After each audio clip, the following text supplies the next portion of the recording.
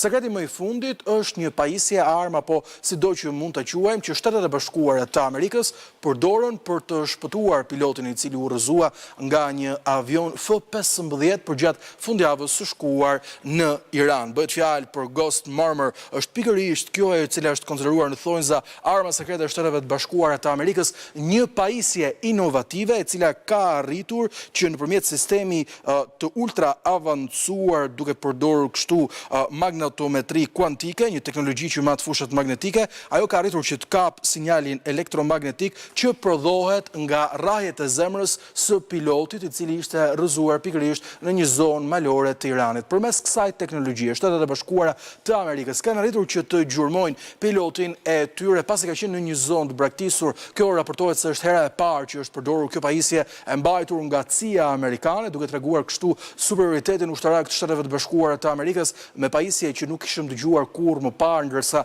mediat ndërkombëtare kanë krahasuar diçka të tillë si një film fantashkencor bazuar në detajet që janë zbuluar duke cituar burime të brendshme pranë Pentagonit amerikan.